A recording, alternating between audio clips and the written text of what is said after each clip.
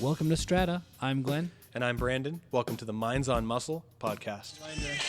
And ladies and gentlemen, welcome to the Minds on Muscle podcast. How are you guys doing today, everyone? This is Brandon, and I'm with my co-host Glen. Hello, everybody. And in the background, we're getting some woos, so that's very exciting. We thought Holland Oats would be a great way to kick today off. It is a beautiful September. Actually, that is not true. September is cold and dark.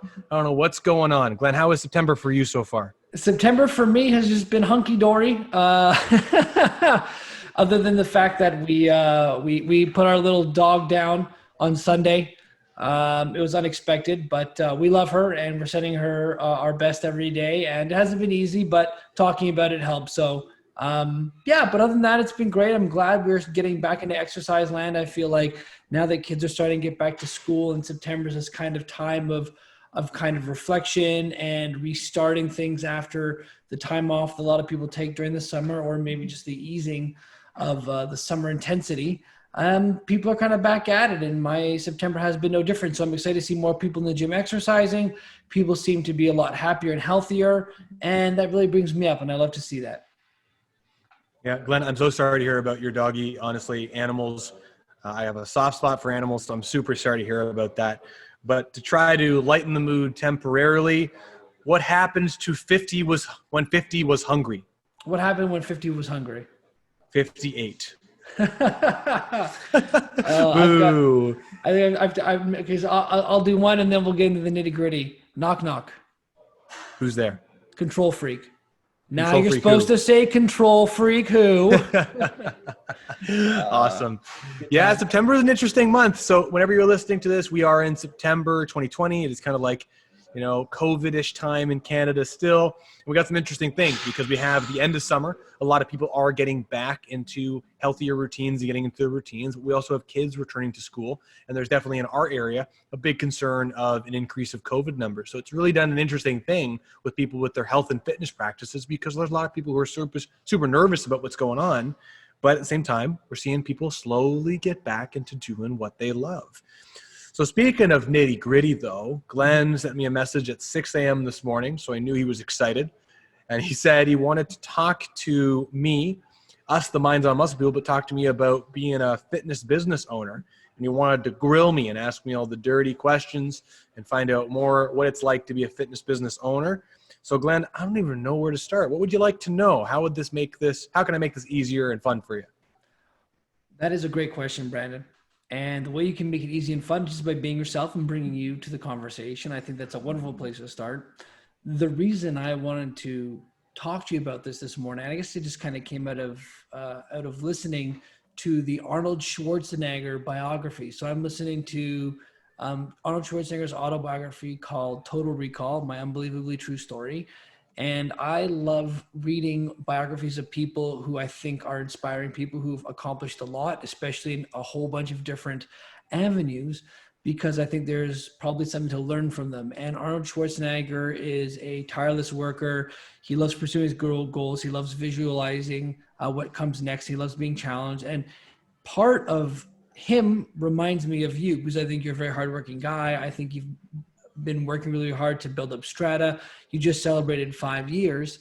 And I thought, you know what, Brandon would be so great for me to talk to about building business and growing. And you and I both have had many conversations about growth in the past and what it looks like, but I thought it'd be very good for our listeners to maybe learn a little bit about how you see business, what drove you to do it, if you think everyone should be owning their own business or be an entrepreneur, things of that nature. Because I think there's a lot you have to offer, and we've talked about a lot of different things from like an exercise perspective, but I think also the business perspective would be an interesting conversation for people who do listen to our podcast.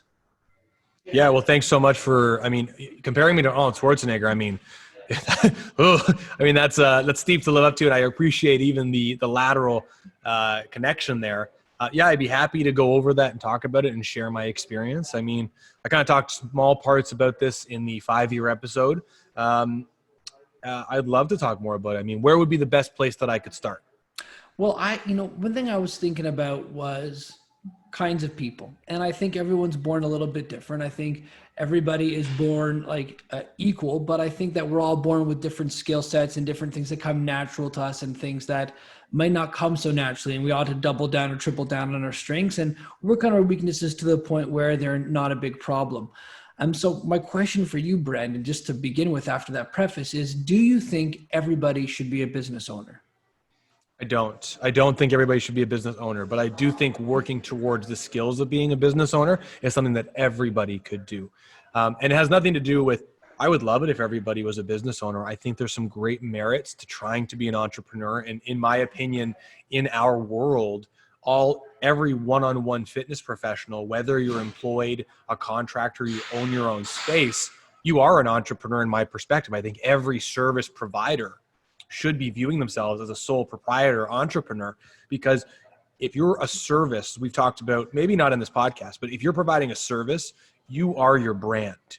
And it's really hard to get away from the way you do your hair, the way you stand, what you wear, the way you talk, the exercises you do, the smell of the exercises, the taste of the exercises, the facility you work in, the people you surround yourself with, the clients. All of that creates an environment and a culture, like we talked about with Chris Clay when he did the guest episode. All of that builds your brand. And it's funny. I think, I started off calling myself, I created a Facebook page 13 years ago called Strata Biomechanics, where I started kind of promoting myself as an individual, which is where Strata started. And for me, it was really just a medium to try and build a community around myself, have my clients connect and talk about scientific things. I think if you're a service provider, you absolutely should be considering yourself as a business owner. Because really, if you have 10 clients that you see, and those 10 clients see you 3 times a week, and you have 30 hours from those people, it's your responsibility to maintain your business. It's your responsibility to take care of those people, take care of their needs, their goals, their wants, and make sure their finances are comfortable with what you're doing. But all that comes down to how you communicate through email, the way if you're punctual, the type of content education you do with them, you send them, type of exercises you do. Honestly, the way you do your hair, if you haven't shaved and you got this big mutton chop beard thing going on, that's cool. But is that going to help you get the type of clients that you want? Do I think everyone should be a business professional? No. Do I think everybody who's a service provider, should they be thinking themselves as business professionals and that they are individual business professionals? Absolutely. But I think people get lost often in what they like and their egos around their businesses, which sometimes convolutes the actual product. And I think a really easy example is if you were going to go, I don't know if you follow cars, but yesterday Nissan released a brand new sports car that has been rumored for many years. It's based off of the 350Z and the 370Z, and it's based off of the Datsun 240, which is a super popular car, and they released the Z Proto yesterday as this whole new car.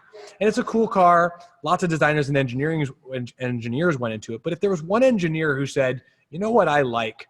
I love gigantic red spoilers. Huge, big fins on the back. I love them. We're going to put it on this car. And it looked atrocious, but that one person liked it. The problem is the person who designed it would absolutely love it. And that's really cool. But are people going to be interested in that product? And that's what makes it tough being service providers, is that personal trainers kind of get a freedom where they can have tattoos and wear tank tops and stuff like that. But if you're wearing a tank top and you have a mohawk and you're on the gym floor, maybe from health and fitness standards, you're a perfect model, literally a model on Instagram or something like that. But does that attract the type of fish that you want? I love worms as lures, but are worms as lures going to capture the type of fish that I want? So I think it's a really interesting exercise looking at yourself going, I am an entrepreneur as an individual with a bunch of other entrepreneurs. How do I make sure that what I'm doing as an individual entrepreneur helps me capture the business that I want? Because if you're not as busy as you want, working with the type of people that you want, you have not achieved at your first business. And then you go, well, you know what? I'm also going to do some mentoring on the side for other personal trainers, which is a really common thing that people do. And that's tough, because then you go from, I got this business, I haven't succeeded at it completely yet, but I'm going to add another business to it. You know what I mean? And it gets really, really sticky. So that was a long answer. I hope you don't mind, but Not at all. I think everybody should be considering themselves as business owners. because you really want to make sure that what you're doing, your product, right? You want to make sure your iPhone is successful, but that takes way more than just having a good product. I know lots of trainers that can dispense amazing exercises and suck at communicating and don't have good personal hygiene. And those two things take away from the product. So yeah, I think everybody should be thinking of themselves as business owners. So that's an excellent perspective, Brandon. I think that leads really well into a follow-up question, which are, what are some of the necessary skills or fields of knowledge that let's say a personal trainer who is trying to run their business, whether they work for someone else or not, who's trying to run their business to be as successful as they can. And we'll say success is helping people, but also earning the necessary money to live the lifestyle that they want. What are the necessary skills in fields of knowledge that this person ought to know about in order to be successful? Awesome question. I think those are two totally separate questions. I think field of knowledge, people really do, the trainers really do need to know as much as they can about all of the practical knowledge they can for what they do on the gym floor. And right now, there is so much. I had somebody in the Strata Biomechanics Instagram page message me saying, I'm so happy with how much free information there is, like on your page. We're at a time right now where there's never, you said this in another episode, there's an abundance of free, high quality educational information available everywhere. You can go on YouTube and you can learn the snot out of exercise mechanics and biomechanics. You can go to personaltrain.com, exerciseprofessional.com, exercise pro ed, follow Ben Pekulski, MI40, N1 Education, Prescript, all these people who are promoting all these new education products. And it's great. There's tons of free stuff out there. But there's a couple things. One is the stuff that you're learning in those programs. Are they pragmatic? Can you apply them on Monday? Or are you learning important like neuroscience information that may not necessarily play into your work week at all? Like, for example, my understanding of motor control adaptations, short-term, long-term potentiation, post-activation potentiation, and all these other words I've talked about in this realm, I have a high level of knowledge around it because I studied it and I teach it and I really like it. My actual understanding of nervous system anatomy, where the structures are, the shapes, where they come out in the spinal cord is moderate, but not nearly as high as that, because I really only talk about those things when people have spinal pathologies that potentially could be influenced by those things. So am I going to sit there and start learning all of the myotones and the dermatones associated with nerve segments to help talk to people about pains they're feeling and all that? Not necessarily. It could be important, but am I wasting my time? So I would always say to everybody that I do any leadership stuff with, like mentorship, I suppose is the right other synonym, is learn things that you can use on Monday. What is the lowest hanging fruit? What could you learn right now that'll help your client that you're going to see tomorrow? And in music land, we would call this preparing for the gig. If you're going to play a jazz gig, there's no point in practicing metal music. You should be practicing jazz and the jazz content that you're going to be playing. So technical wise, I would say learn what you're going to use, because frankly, that's going to increase your value a ton. Skills that trainers should have, boy, I hate to say it, it's really tough. I think you have to start with how much money are you going to try to earn as a personal trainer? Because if you're someone who's going to go, hey, I need to make $100,000 a year working as a personal trainer, you have to reverse engineer that and get an idea of finances. Okay, I want a house this big. I want to have a car. I want to have kids. I want to have animals. I want to have a cottage, whatever you want. Cool. Is $100,000 a year, given if you're the only provider or you have a spouse providing money, is that going to be enough to help achieve those goals? Great. So let's say it's $100,000. Let's say it's $50,000. Make it $50,000. You go to $50,000 and you go, great. How many hours a week do you want to work? You have to engineer all of that to figure out, okay, if I want to make $50,000 a year working 20 hours a week with clients, how am I going to get those 20 hours a week and how much do I have to charge? So you got to be a little bit competent with the math just to know what you have to do to get where you want to get. But honestly, Glenn, like I said a moment ago, you have to be thinking about this as if you're an entrepreneur. And if you are a service provider and you are your own brand, right? You can work at Strata and be Glen Owen, Strata and Brandon. Even I've tried really hard to make Strata its own brand and Brandon be separate from Strata, because one of the biggest challenges that I've seen with businesses is that you see people who open a studio and the studio is based off of an individual. which is really tough as you start to grow. Because if you open Glen Owen Performance, and you've got 10 trainers underneath you, when people call Glen Owen Performance, guess who they're going to want to work with? Glen Owen. So if I go, hey, I almost called it Brandon Green Strata Internal Performance. And I'm like, nah, we're squashing that, because I want you and everyone else that works here to be equal parts of the journey and the marketing as I am, because we're all in this together. But as far as skills go, you need to be a confident communicator. The better you can communicate your message, tell stories in a confident, concise way, the better. You do have to have some sales communication skills. It's not the 1, 2, 3s of closing, so to speak. You don't need to always be closing. ABCs, not 1, 2, 3. Right? You don't need to always be closing, but you need to be able to know how to navigate. If you have someone that comes up to you and says, hey, I'm interested in your services, how do you make sure that they get into your house and they get into your world and go through your intake process and stay in your world? You also need to know how to work with other people, I think, other professionals.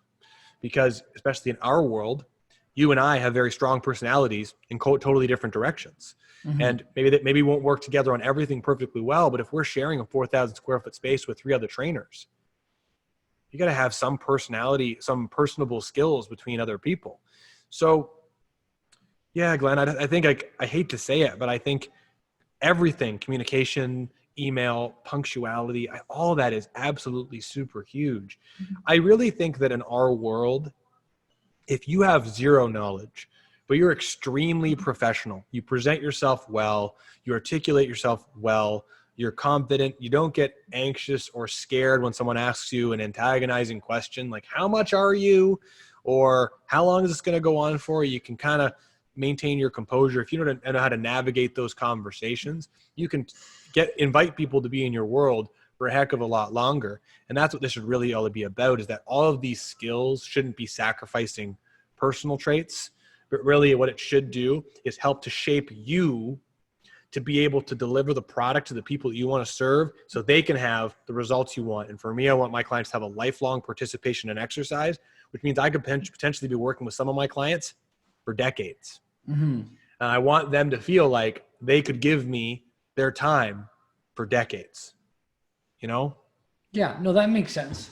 I really appreciate that you touched upon that there's a wide variety of skills and things that people who want to be successful as an exercise professional ought to know.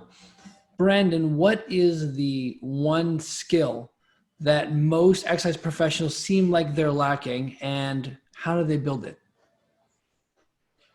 One skill. That's funny. I was going to say communication, but I'm going to double back and say, I don't know if it's a skill or a confidence or what it is, but the ability to take the step to go meet somebody new. Cultivate a relationship from nothing. Because I think in my experience, what's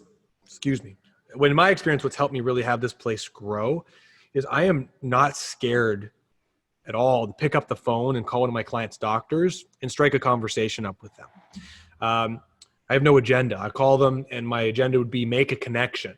And then if it goes well and they want to come in and learn more, that's great. If it doesn't go well and they don't like me, that's fine. But now they know, no matter what, Glen's doctor knows that Glen's trainer, Brandon, is absolutely a professional who will call and ask questions. I think if I were to say for not you, but for somebody new walking in here, hey, trainer X, I want you to go out and I want you to make friends with a business and I want you to try and set up a presentation at that business and go. Try to build some relationships and referral relationships. I think that's really hard for people to do and they don't know how to do that. And I don't think it's necessarily even how to do it. I think there's a lot of concerns and fears about being rejected and having it not go very well and have people think that you're going to be a shyster.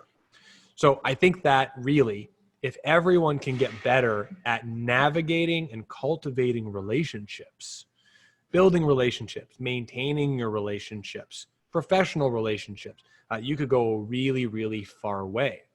But this is one of the reasons why a lot of trainers don't get out of big box gyms and they continue to make minimum wage-esque dollars for their time. Frankly, even less when you think about how much prospecting they do on the floor. That's one thing that I think is really limiting people is their ability to meet people and turn it into opportunity. So how do you think, and listen, everyone's different and I acknowledge that. How do you think if you meet someone who wants to, let's say, go outside their big box gym and they want to grow and they don't want to have to rely on someone else to give them clients, how do you think somebody goes about, what are the steps that someone takes in order to go from, I want to leave this place and I'm afraid to talk to people, to I feel comfortable talking to anybody about what I do anytime and the entire world is a potential prospect for me? Going back to the business thing, I think that a couple things. I think you have to know exactly what service you're trying to get better at, because I think there's a lot of people who are service providers who are a jack of all trades but a master of none. I mean, the number of people I know who are massage therapists a little bit, osteopaths a little bit, intuitive coach a little bit, and they've got all these things they're doing. It's really hard when you have all these different services you provide that don't line up in one direction. Because if you're someone and you go, yeah, we do a little bit of everything, as we've talked about, a little bit of everything really leads to nothing. I would say first and foremost, anchor down who is your client and business demographic and what is the product that you're trying to sell. Because if you don't know the one thing that you're trying to sell and you've got even two things, it gets tough real fast. And a lot of people have like 4 or 5 things. I'm a weight loss coach. I'm a pain specialist. I'm a mobility specialist. I'm a strength and conditioning coach, whatever it may be. So anchor down what you're going to be, who you are an expert at. What's your superpower? Who do you want to help? We are going to talk with somebody in here, and they are a specialist at helping people with hormones who want to, hormone issues that want to exercise. And I think that's a great, fantastic market, because there are a lot of people right now with Hashimoto's thyroid issue and hypo and hyperthyroidism that want to exercise and they don't know what to do. So who is your target market, so to speak? Who are you a superhero at helping? From there, go to those people. Where do these people that you like to work with go? And then when you get there, and we talked about this and you've already done this here, get in front of those people. No matter what, even if you're not super confident about the topic you're speaking about, when you get in front of a large group of people and you start instructing a little bit, hey, my name's Glen, here's a story about myself and here's why I do what I do. And today we're going to talk about how exercise and pain really go together well. You got pain, provide your doctor says it's okay. We're going to talk about how exercise can help that. And here we go. And then you talk to people, even if you're sharing just a little bit of stories, tell them a story about a client. You start to position yourself as a bit of an expert in the community. If not an expert, a spokesperson. And then if you speak to 10 people and those 10 people, no one becomes a client, but those 10 people have lots of friends.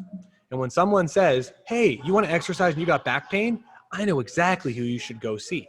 The problem is it takes years. Years of building up that reputation in your community, but you just got to get out there and start talking to people and just make friends. But Glenn, here's a question for you, back at you. What do you think, right? If you're, because you're kind of in this situation, right? And we've talked about this for you specifically. You're trying to relocate to the north. You're trying to leave the town of Toronto, downtown Toronto, trying to come up to Newmarket, a little bit further north. If you were trying to come up to a whole new town, or you were going to instruct somebody else as to what they should do, what do you think would work? What do you think the best thing for someone to do? That's a good question. Well, part of the reason I asked is because I feel like you would have that answer, and I want to learn a little bit from you. No, very similar. I'm gonna kind of give you similar but different answer here. I think those baby steps are important. I think a lot of times people are too focused on the end result, which is going to find a new prospect from just going out around town talking to people. And for people who aren't used to doing that, all that can be a pretty big step. So I think it is, as you would probably, I'm assuming agree with, but you can tell me otherwise afterwards if you disagree.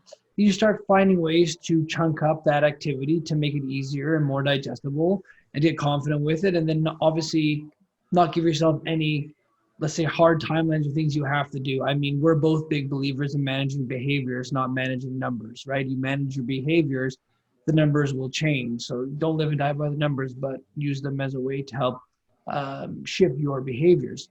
And so that's kind of what I would do.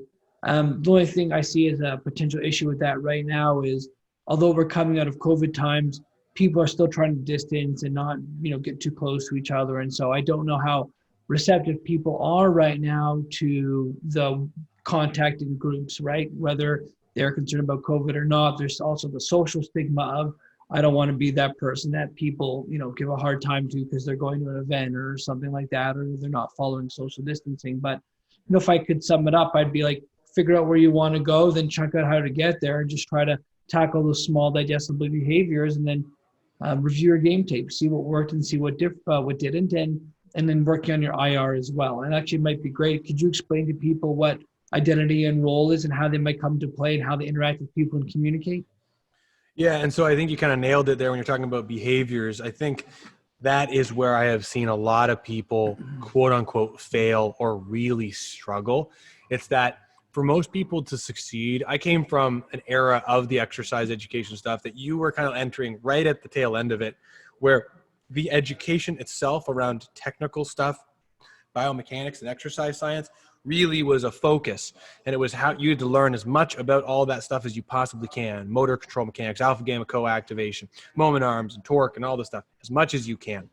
And because I thought that was the behavior I needed to learn, I inundated myself with all that stuff, which today has worked out pretty well for me from studying all that.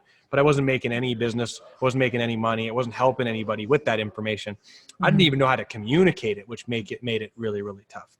So identity, the best way I can describe identity versus role is everyone has an identity, and the identity is the summation of kind of your natural, intuitive, subconscious and conscious strengths and weaknesses, your securities and your insecurities. And so perhaps for me, when I was first starting out, I used to get really anxious when I would talk to people about money. And I still do sometimes get really anxious when I talk to people about money. And Brandon has a thing about money, and it's an insecurity of mine or a challenge of mine in my identity. The challenge is when you're getting into roles like personal trainer, right? I am personal trainer - Brandon, business owner - Brandon, salesperson - Brandon. When we're entering specific scenarios, we need to know which hat that we're wearing, which role we're entering into. And this is one thing I think that you've noticed and Taylor's remarked with me is I could be having a terrible emotional personal day, but I'm pretty comfortable at putting Brandon aside and entering into my role of Brandon, the muscle specialist, Brandon, the personal trainer, Brandon, the teacher, whatever it may be. And I think that's an important separation to create because we're all going to have bad days. I mean, you're having a not super fantastic emotional week this week. I totally get it. And some of these things you can't just supersede and cover up with your role. But if you get comfortable enough with your roles and you can kind of recognize, okay, my personal insecurity about talking to people about money is actually stifling my progress in my role as a business owner or a fitness professional. You can double back and go, okay, maybe I won't be able to get rid of that insecurity in my identity, but I can figure out skills and communication tools and navigation strategies in my role to navigate through those conversations better to ultimately help me achieve that goal. In my opinion, I don't think insecurities and emotional weaknesses or addictions or fears, whatever they may be, I don't believe that those things ever go away. I do believe, though, as you kind of alluded to, you can create behavior strategies that help to mitigate the response. So that way, if I have something terrifying come up and I get that feeling right here and I'm freaking out about money because of something, and instead of it affecting me 10 years ago for 2 weeks and I'm freaking out about money, I can make it last a minute. Mm-hmm. And I don't know what those behaviors and strategies are for each person. That's where it's a personal journey and where honestly, if anybody's interested, through Strata Biomechanics Instagram page, I'm starting to work on creating a professional development program to kind of work on these things personally with people. But for yourself, if not you, Glenn, but anybody, well, maybe you, but any of us, if anybody's listening to this and like, well, I'm not succeeding, how can I do better? Well, like you said, Glenn, make a list of things that you need to execute to help you get your job, help you get your business, help you pay for your life. A lot of people, it's the number of clients and the amount of money they're getting per client, all that stuff. That's pretty common problems. If you're not getting enough clients or you're nervous about something, make a list of all your biggest fears. If you don't have money and you don't have clients, what's going to, you saw that? I smacked that. If anybody's watching this, I smacked the mic. If you don't have business and you don't have, did it again. You don't have business and you don't have clients, you're not making the money that you need to, what's the worst thing that's going to happen? Okay, you're terrified that your house is going to get repossessed. That's a valid fear. Problem is, you can't let that fear supersede into your decision making. Mm-hmm. And that's what a lot of people do, is when people are getting started, they're really scared. It's like, okay, I got crunch time. I got 6 months to make it as a personal trainer. And if I don't make enough money as a personal trainer, I'm going to go become a real estate agent or something like that. So if you know what those fears are, then you can kind of try to make peace with it. And some people, it's hard to do. But if I'm thinking, okay, if I don't make enough money, my house is going to be repossessed. What you need to do is, before you go into a scenario where you're going to think about those emotions that will influence the type of conversations you have, sit with yourself. Mm-hmm. Sit quiet in a room and tell yourself, okay, I'm going into my sales role. I'm going into my personal trainer role. My fears around my house has nothing to do with being an attorney when I go into this room. And then do the best job that you can. But also, I think that should also help with procrastination goals that a lot of people have, is if you know, I need to get 15 clients by the end of March. You can go out there and go, I'm afraid of talking to people. You can start figuring out behavior and communication strategies in between to help reach that. Yeah. No, Brent, that was a fantastic look at identity and role, and and feeding it back into the previous question. It's getting close to closing time here. So my last question for you, Brandon, is what is your pick of the week? Gosh, you know what? I was thinking about this morning. I had a couple ideas. I'm going to give a general answer. However, the general answer, I hope, inspires a lot of folks. If you've been watching these videos, if you see them at all, you might notice that I have this mic stand holding the mic up here. Or you see behind me right here, the webcam that I do the study group is actually suspended up on an arm. I was talking about, I don't like spending money on myself very often. What I would say is, if you have a job as a trainer and you can invest in any piece of technology or any devices that makes you more efficient at what you do. So I guess my pick is efficiency and investing into yourself, because I really do believe, for me, having that webcam right there helps save time for me. Editing videos in Final Cut Pro saves me maybe 15 minutes on a Wednesday, but that 15 minutes gives me a bunch more time throughout the rest of the week so I can focus on other things. So my pick of the week is, if you're thinking, hey, I need an iPad because it's going to help me be more efficient with my job. I need a stand to hold something to get it out of the way so I can do better paperwork. I absolutely would say my pick of the week is invest into things to make your life more efficient. Glenn, what is your pick of the week? I like that it only took us 20 episodes to start getting to like intangible things, into these like these things that aren't solid objects. I have a tangible one. You want me to redo it? I have a tangible one. No, that save it, brother. Save it. That was really great. No, it's inspiring. I will, sorry, now I'm moving around, knocking everything over. I'm going to go with my pick of the week then. I will go with friends and family and human beings. Not to belabor the point, but our little Maddie Angel is now with, the divine, doing her little doggy thing, looking down at all of us. And it's been really overwhelming, the amount of people that were really supportive. Actually, I had a great conversation with Carol, your mother, the other day. She walked in and she was telling me about her little Jack Russell Terrier. I think it was a Jack Russell Terrier, and like going for runs with it and how much she loved that dog. And, a lot of people have been very sympathetic, more than I expected. I am not one of the things I'm working on for myself is staying in touch with people and connecting with people regularly, even if it just means commenting on a post or sending them a message or calling them once in a while. And I was blown away that I had, hundreds of people comment on something that I put on Facebook, when usually you only get 5 or 6 people looking at it maybe. So just the overwhelming amount of support, knowing that other human beings can feel the way I do, has me more connected to, I feel like, the planet and all the friends and family I have around me. So I'm very grateful to have the community around me that I'm surrounded by, the people from Strata, Stration 6, my friends, my family, just everybody around us has been really awesome. So thank you, everybody, and friends and family is my pick of the week. And Glenn, I'm so sorry you're going through that. Okay. Animals have a special place. I don't know what it is. There's an innocence around animals that's just different than humans for me. Mm-hmm. And it's just, when something happens to one of them, even if they just get injured, it's gut wrenching. It's, it's that, I think it's, especially with cats and dogs, especially dogs, it's that uncompromising, compassionate love. They never get upset or angry with you. Like, it's just they're never upset, especially dogs. They don't get upset with you.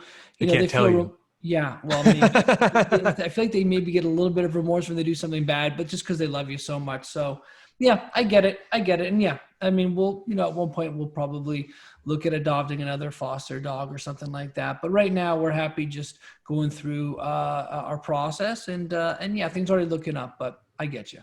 Well, Glenn, everyone from Minds on Muscle and Strata is absolutely in your corner. And if anybody wants, if you're listening to this, it'll probably be a few weeks after this, but I would suggest finding Glenn on Instagram and send him a message, send him a nice heart. And just tell him that, Glenn, we love you. And Maddie and Louisa, we love you all. That's wonderful. Go_integrated_health. On another note, you can find us, the Minds on Muscle podcast, on YouTube, Spotify, Podbean, and iTunes. Give us a nice little rating if you like the show. Share it with friends and family. We'd love to help as many people as we can. And Brandon, brick and mortar, let them know where we're at.